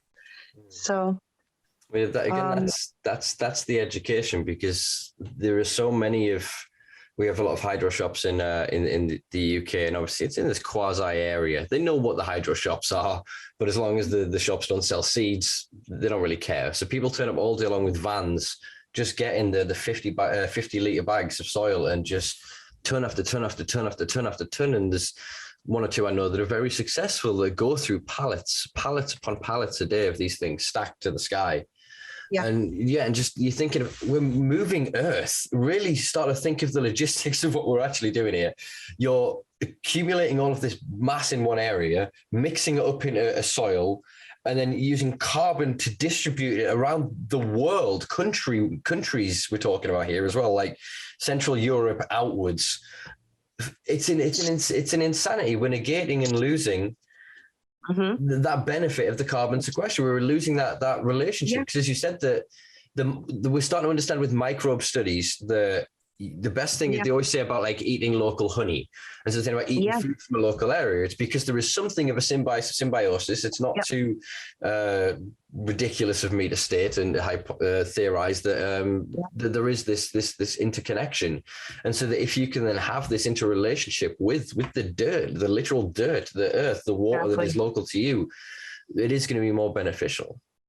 Well, when you start making a pile of soil and taking care of it and adding stuff to it, and it becomes your soil. And then after a few years of using that soil, it's like precious. It's like another living thing. Again, it's like the plant. And then once you learn that, wait, this is this soil, and then you think, wait, there's only a finite amount on the planet. We all need to be thinking of this. They've said for years that with the 6 inches of soil that keep everything on the planet alive.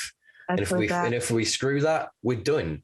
So people like Patrick and that are actually then trying to teach people to get to these kind of idea of then tending to it. I mean, even like, as we say, other nations come on board. So the idea of Korean no-till and the knowledge base of those kind of regions like Vietnam and Laos and that kind of region, where they've known farming for thousands upon thousands upon thousands of years in different climates that we can't fathom. So they have an intricate knowledge and awareness for this plant, and for others that would then be replicable as well with cannabis and with the environment and ecology. That we need to get their knowledge on board. I'm bored of seeing these guys go, we've built another 1 million acre effective greenhouse or whatever. We've built another, I know that's a stupid number, but you know what I mean? Like just these giant greenhouses, and they're not enhancing and understanding that actually we've got the best light in the world. It's the sun. We have the better. There's regulations that are crazy in California. For mixed light, for greenhouses, for everything. But if you just put all of that aside for a minute, it's amazing. California, you can grow the most amazing plants. It's definitely the best climate for it. But you can replicate it, but never quite the same as California. So that is one thing, that I think that needs to be taken into account, is that each geographical area produces something that's going to be a little bit different. And those regions, it's going to be like wineries in the future, like Napa Valley wine. It's going to be Humboldt County cannabis, I truly believe that, but I think it's going to take them a good few years of building these giant warehouses in the middle of nowhere and getting all these master growers and these kids out of college straight in there and spending million after million after million going, we need this light, we need these feeds, we need this pressure, we need this CO2, we need this. And so guys, you're trying to replicate outdoor somewhat, like it's an insanity. And then they go, we need all this security and we need this, and they create this entire false and faux industry around it. And it's like, you've missed the goddamn point. We just wanted weed. Yeah. Let us grow the thing. I have to admit that's true. I've gone into places and friends' grows where they're legal, and it literally feels like you're walking into a prison environment because of the security and whatnot, and the gates and everything.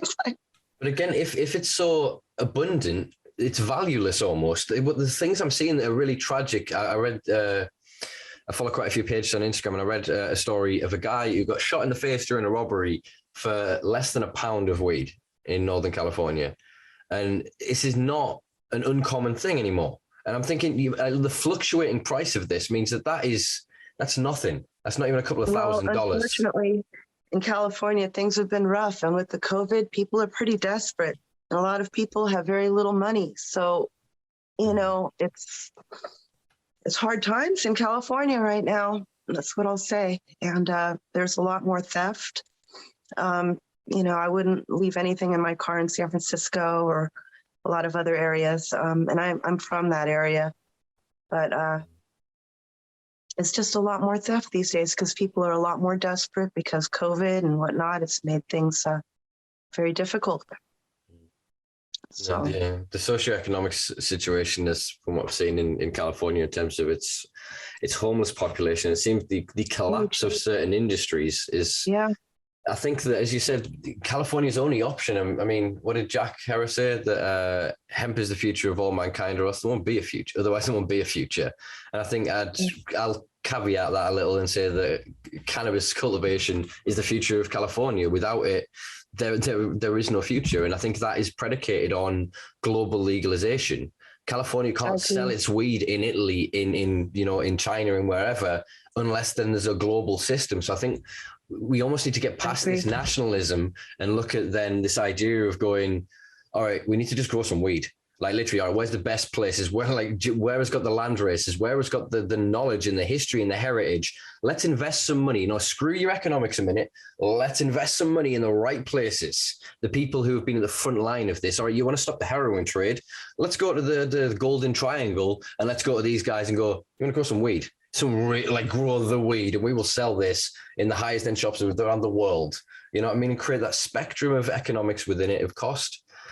And you could have then Afghani weed that's grown in Afghanistan, that's produced by it, that then because of the nature of transit, even that if we used cannabis and technology, there wouldn't be a carbon footprint to transport it. That's the power of this plant, that it would be the batteries that create true carbon neutral economies, which means, you could shift a gram from Afghanistan to Canada and it not really damage the earth. That's the future that this plant could really give us. I believe that by creating the batteries, by creating the fuel sources, by creating the all kinds of things, from the bioremediation to the carbon sequestration. The plastics, obviously, and the fuels basically end petroleum. We could then look at ending deforestation, because all toilet paper could then be made out of cannabis. You've then actually, as a beautiful consequence of that, means we stop the production of a chemical compound called dioxin, or a class of compounds called dioxins. And these are endocrine disruptors, and they get in through soft tissue exposure. So every time we are cleaning ourselves, we're exposing ourselves to these products. And they are now that prevalent. They are estimated to be 99 to 100%, or in 99 to 100% of all mammals' breast milk. And again, it's another compound we create, and it basically just whites the paper. It gives it this nice crispy thing that we've come to expect from it. And it's because we've almost manufactured ourselves out of nature. And if it's only going back to nature that's going to save us. Otherwise, nature's going to go, screw you. Like, it'll figure its shit out. Humanity will end, but then life will still proliferate. Do you know what I mean? And I kind of feel like the earth is like a dog with fleas, and it's just trying to get us off. And we can either stop biting it and learn to live with it, or we're going to be gone. Yeah, I think that we have to figure out a way for people to accept cannabis and hemp as the way of the future. Luckily, the Farm Act passed and hemp became federally legal, which is an interesting, result of Trump, I'm going to say it. But because of that, we do have the legalization of hemp now here in the United States, which I believe is going to be the framework in the beginning of what the cannabis trade will become. I know that right now the hemp permits are a lot cheaper than the cannabis permits, but nobody wants to buy those permits because it's hard to sell the product. There's nowhere for the product to go. So all the avenues need to be opened so that the production could be, sold internationally. And it could be put in the mail, which currently they changed the U.S. postal code, so hemp products can no longer be put in the mail. Yeah. Which they had been up until recently. I thought that was weird, given that basically Canada's legalization model effectively saved their nationalized postal service because they became the weed dealers. So we joke about it in the UK here, saying that the biggest drug dealer is the postman, because it's true. Like, everybody uses whatever. So I'm not going to give too much away to the listening authorities, but you all know how the game goes. They use modern social media apps to obviously gain access to various menus and whatever, and then people just post around. So people are still then producing amazing products in one part of the country and being able to sell that and market it in other regions. We've then got pop-up events and various other things, and it develops its own subculture and its own community and its own sort of micro industry. And that, I think, is, some ways better than what has kind of morphed out of the Hemp Act in America, because it led to an extreme production of CBD isolate from all of the people that went into the first wave and were like, all right, this is how we do it. This then created a problem of people then using biosyntheses and chemical conversion to turn CBD into Delta 8, Delta 10, HCC, HHC, CBD HQ, THCP. There's another one I can't pull out right now. But basically, and they're all starting to land on the market, and there's very little regulation, there's very little understanding or education about what the cannabinoids themselves are, because most of them are not found in nature, or the ones that are so minute in any of the data that we have historically that we just don't have a clue how it could affect anything, really. Well, I think it's good that it's a start, because once hemp becomes more normalized, I think cannabis will be more normalized. So anything to move forward, I think, is good. I saw the FDA banned hemp products for feed and for human consumption. So you can only use it in lotions and other products like that, topicals. So they're already, putting their foot down on that. But I don't know how far that's going to go. Do you think that if it wasn't for the limitations and the restrictions created by the modern regulations, that effectively there wouldn't be a difference between cannabis and hemp anymore? Other than there isn't. It's the same plant. It's the exact same plant. Only difference is the amount of THC in it. Mm-hmm. It's the exact same plant. I mean, originally hemp was a taller, stockier plant, but we've reclassified so many things as to even naming what it is by creating laws around it. So the name is reflective of the law. It's called hemp because of the amount of THC it has in it, basically. It's interesting. So it's obviously, that was kind of I can't remember what the term is, where you ask a question you already know the answer to. But basically it was to sort of go to the point that this idea of kind of hemp in an area and cannabis in an area, again, is almost a loss to the point, in the same way that we're having an issue in the UK of saying that cannabis is only medical when it's produced by the medical establishment. Otherwise, it is a street drug. So the distinctions that are then arbitrarily created, the dichotomies between them that are created by the language, is always something I want to kind of just point out and generally just sort of communicate with. So I was just wondering then, do you think federal legalization would put almost an end to hemp in that sense? Because it feels to me like the reason that hemp was chosen as a word at the time it was at the same time they made marijuana with a J. So the J being added to marijuana in its colloquial spelling in North America, from my understanding, was kind of altered by the people that were using it at the time, mainly Harry Anslinger and others, and they wanted the J in to make it sound more like Tijuana, so they could make it sound more Hispanic. So rather than marijuana with a H, you change the syntax and the way you pronounce it, basically.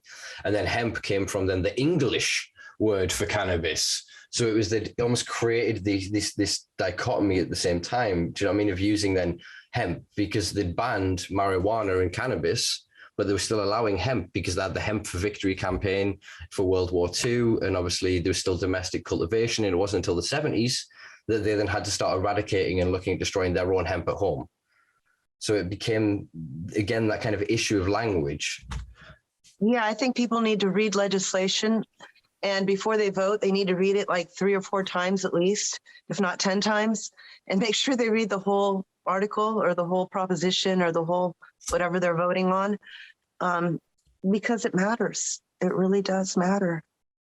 The devil's in the details. Entirely. So having, I suppose now been, what is it? It's over 20 years since your acquittal. Would you go through all of this again, knowing kind of what you know now? Well, it's kind of funny because when it happened to me, I didn't think it was a big deal. I saw Prop 215 had passed, so I thought, great, finally, what I'm doing is legal. I'd always liked to grow weed, but I had a family member who had glaucoma, and knew some other family that had HIV. So we started giving the cannabis to the patients, and at that point I knew I couldn't quit. So I would say yes, I'd do it all over again. Wow. And not only that, but I kind of didn't think there was any way I was going to get in trouble for it. Even once they found me guilty in the lower courts, I couldn't believe that I was looking at 7 to 10 years. And I just couldn't believe that they would put me in jail for 7 to 10 years over a plant, which is what was happening, which I was just in complete disbelief over. But luckily,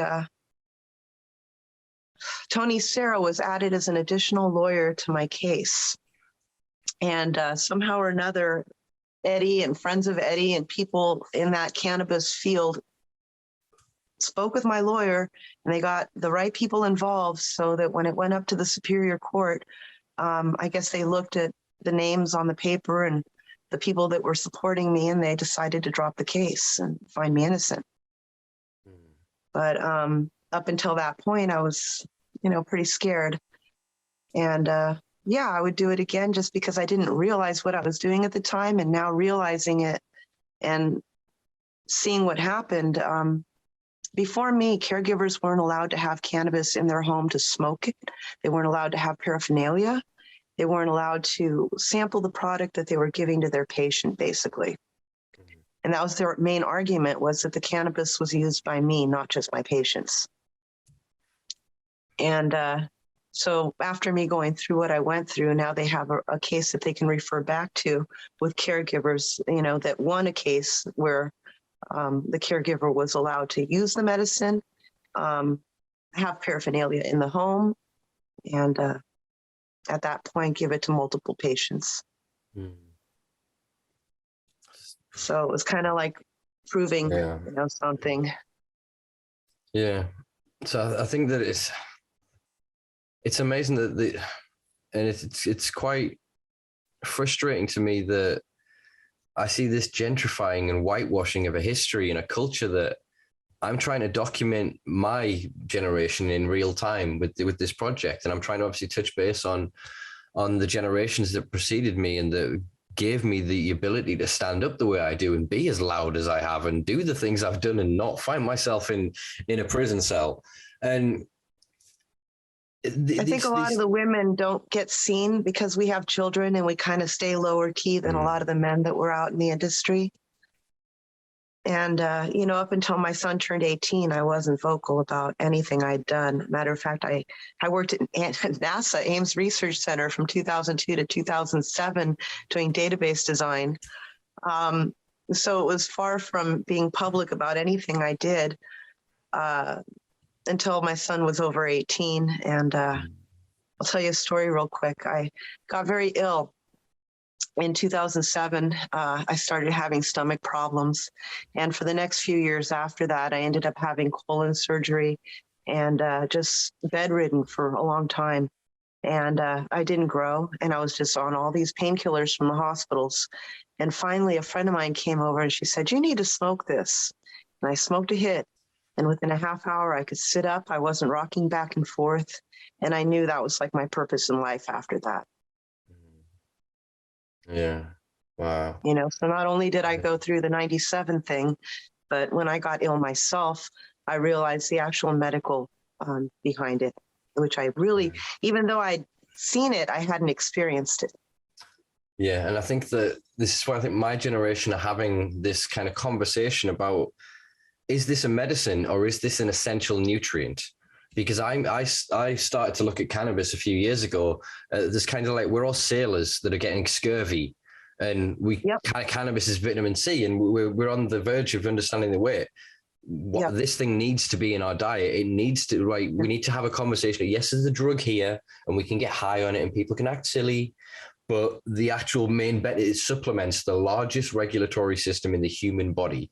It is throughout the system. It regulates the systems of all mammals, in all vertebrates. There's something going on here. There's an intricate relationship with it and other plants and other creatures. There's something far more than you can get high.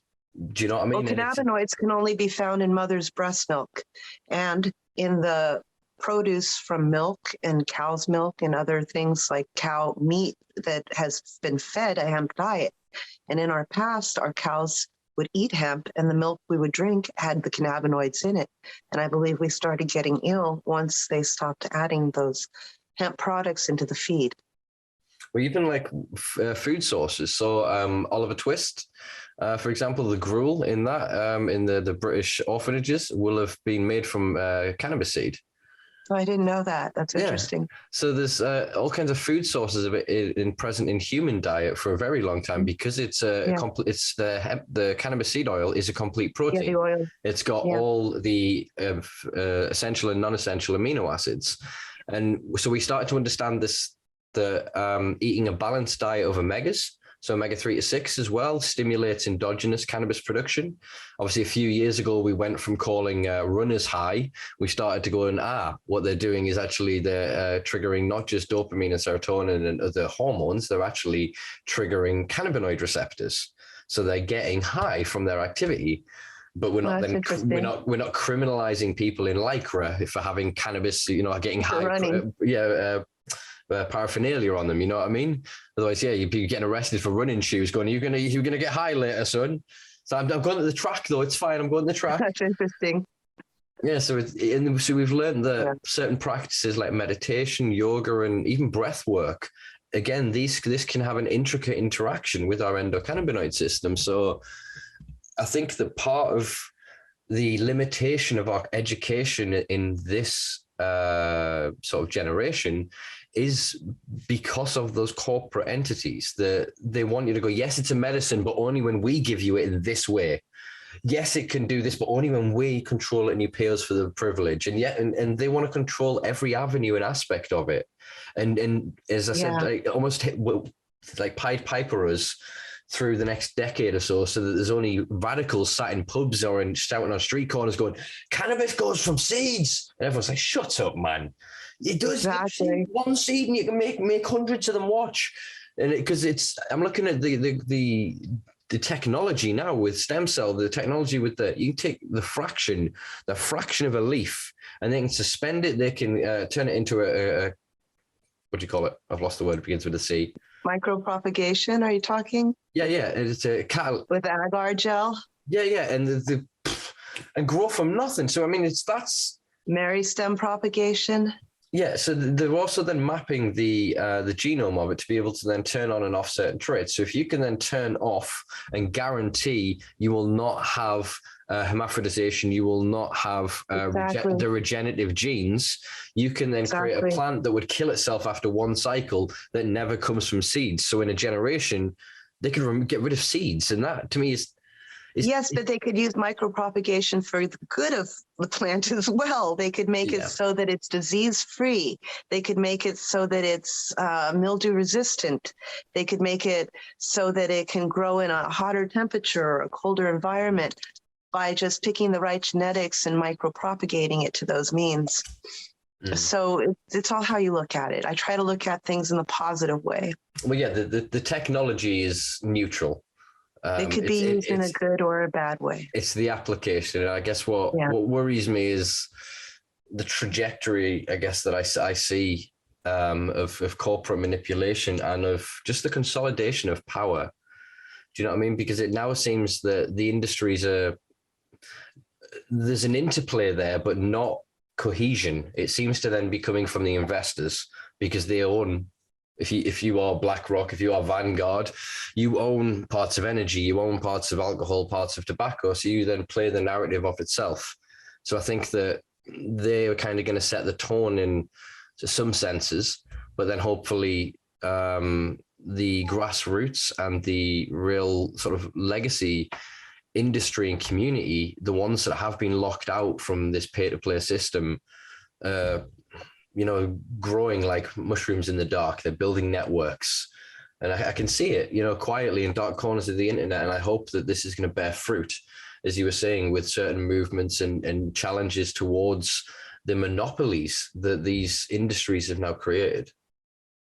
Well, hopefully there'll be some change. And if not, we'll just keep doing what we keep doing. And that's, going underground and watching people have to, do things in a private way, which is what's become of a lot of the growers these days.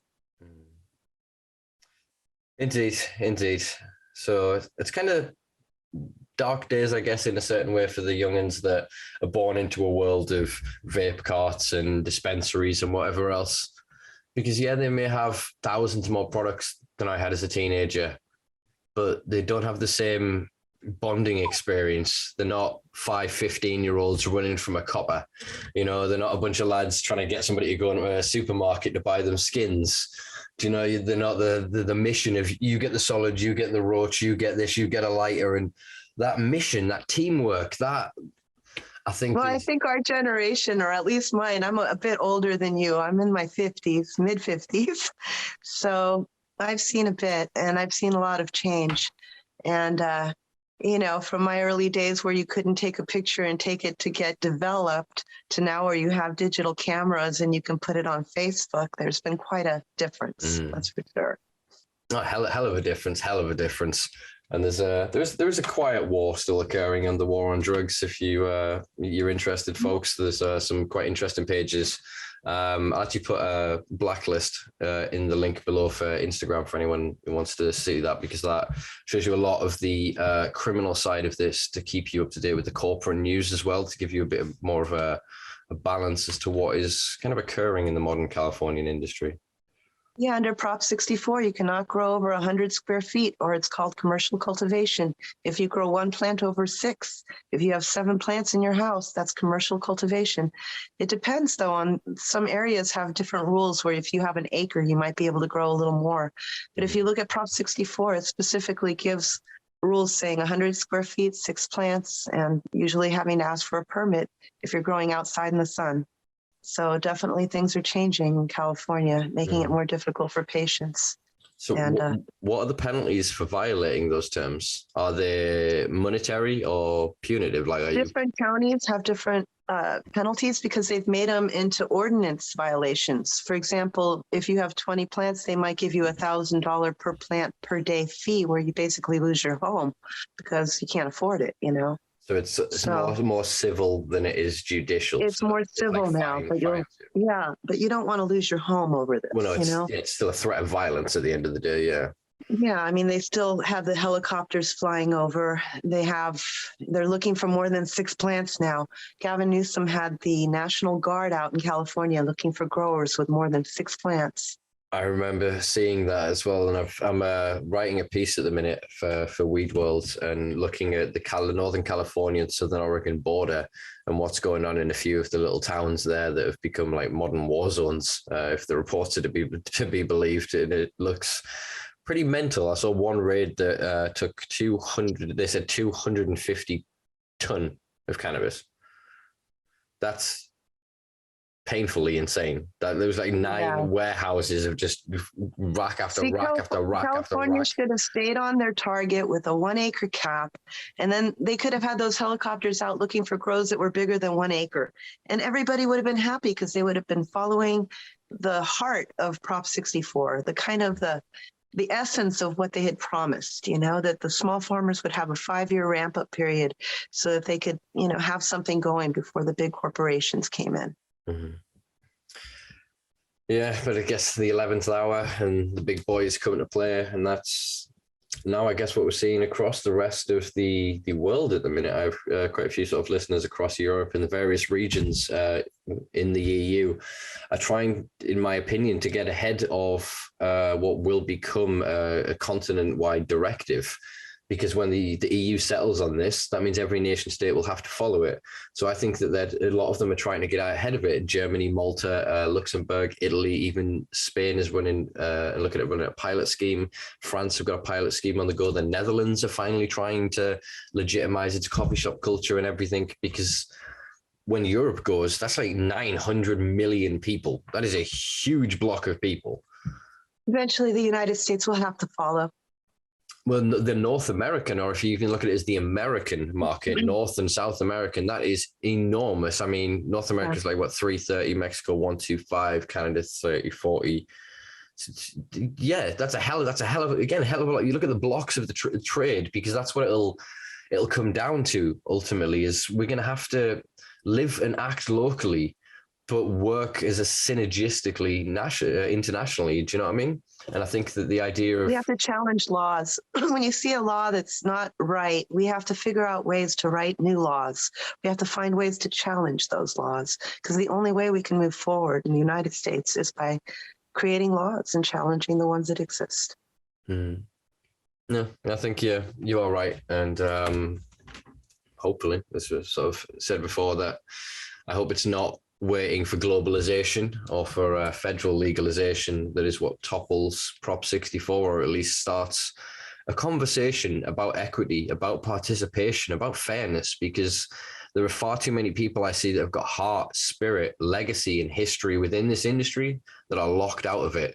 And I would love to do something amazing with it, but I don't have the 100,000 to 1 million that I would need to do it, And that's my point. But if you're a pop star or whomever, you can go and get a celebrity brand deal, and you can have your weed and play the fantasy and the pageantry of it all. But the people, again, with the passion, with the love of this plant, and that are frankly owed it, the people that put in their time when they came at you with a gunpoint, when they came at you in the middle of the night, you are the guys that should be compensated first. You are the ones that should be given the first foot in the door. And frankly, the right, if you chose it, to slam it in their face, because they are still coming from an authoritative mindset, the same mindset that for generations criminalized, demonized, and vilified y'all. I agree. It's kind of like their new program where they call it an equity program. I was looking into it to see if I qualify, because my data is still in the Superior Court records. I mean, you can look me up and it still pops up. When I get pulled over, the first thing an officer will say to me is, "Excuse me, I see a felony cultivation charge here." And then they search the car, ma'am, But yeah, that was an interesting one with a new boyfriend that didn't have that information yet. Great way to find out. That was a good one. But yeah, I mean, years later, it still shows up, This was 1997, and it's still there. But with the equity program, they want you to be able to expunge that or get rid of that somehow, but they want you to have original documentation to be able to do that. Now, when you're looking back 25, 30 years, how do you get original documentation? I have some of my court stuff still, but not everything I would need. So right away, and I'm someone who keeps good records, and I have some of my data. But most people that were in my situation that got arrested in the 90s and even before that, don't have their data, and it's not something that's stored on the computers, so you can't get into the equity programs. See, it's a rite of passage kind of as a teenager to get a cannabis citation and just rip it up.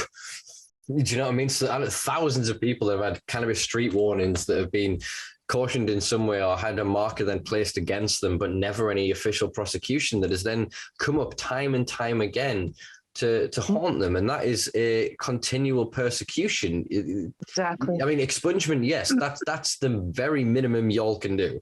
Next is pay me for the damage you've done, then allow me to participate, then put grants and loans in place for me to be given that step. That's your equity right there, pal. It's not going, you're not a bad person anymore. Like it's true profit participation, true ownership, and really getting a piece of the goddamn pie, because frankly, you're the generation and the era of individuals that baked that shit.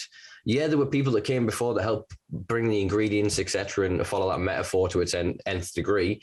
But without the turning point of 215 and yourself and OG Eddy's kind of just commitment to go, well, screw it, go big or go home kind of attitude. Do you know what I mean? I could have taken 2 years plus 2 years of probation, which I denied. And I went for it. And that's again, believing in it. And that's this, it's a shit system that they go, all right, you're wrong, admit you're wrong. And you go, but the people I've helped, the life I've lived, you want me to spit in the face of everything I've just gone through to save myself a bit of sitting in a cage? It's a horrible psychological kind of attack against your individuality to then ask you to betray yourself in order to be subservient to their worldview when they are no more authorized than you. Yeah, they may have a badge and a kind of a given authority because of the systems we live under of governance, but it's still, at the end of the day, as you've said several times throughout this podcast, it's a plant.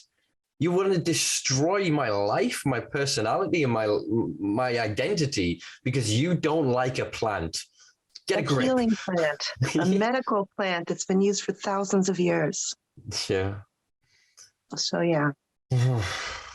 So that's where we are right now. We're just trying to see what happens with 64 and hopefully positive things and positive change federally. And right now, everybody's kind of just on standby, and the taxes are huge and people are falling. Even some of the big boys are falling.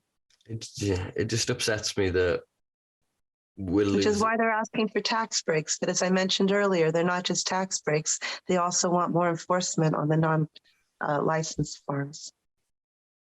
But it's heartbreaking that the generation of people that suffered most to give us this industry are the ones who are going to die from the illnesses that they could prevent by having equitable access to cannabis if they were fucking allowed to grow it.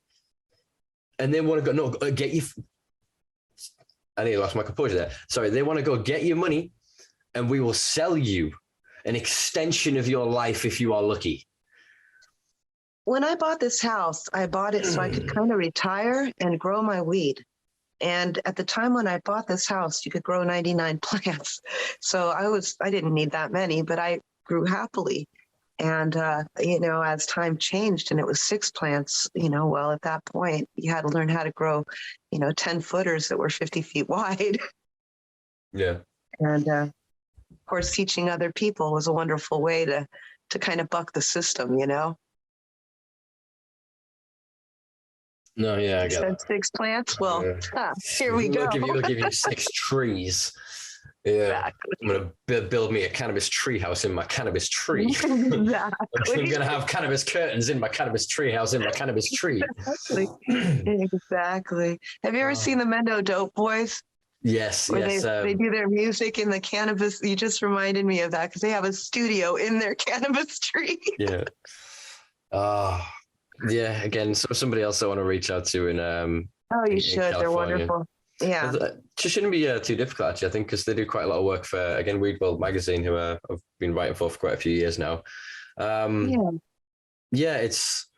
do sincerely, and I mean sincerely, hope that something changes soon, and it isn't for the benefit of the multinational interstate corporate conglomerate, that it is for the actual individuals that have suffered, that have lived, and have built this, whether through participation or just experience, you are equally responsible for the existence of this industry.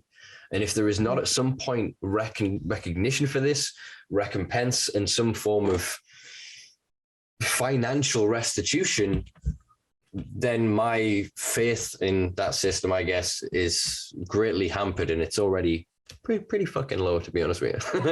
but I am optimistic. I'm a diehard optimist. I'm hoping honestly. for good things. Yeah, me too. Hopefully, good things will come in the cannabis industry in the future.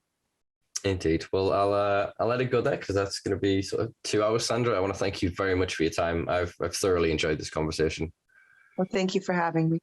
Anytime. Hope to do it again. Well, look, literally, when the law changes, we'll get you back in the hot seat and you can tell me all about the wonderful things that are going to happen in California and how, we're going to get that craft global recognition for Humboldt and the other regions of California. I'm in Lake County. Lake County has a history of cannabis. This is where Eddie grew his plants. Lake County has a very deep history with cannabis. Then hopefully one day the rest of the world will know this too. I hope so. All right, folks, if you've enjoyed this, please do check us out on patreon.com/Simpa Life, all the usual spots at the Simpa Life, like, share, subscribe, all of those pleasant things. I'll see you next week. Be nice to each other, find some love, find some joy. I don't know, go for a walk in nature. It's pretty cool out there. Yeah, peace, love. She's also the, I'm just going to start this again. I'm going to start all of this again. I'm sorry. I completely lost track of myself. It's the first time I've done that.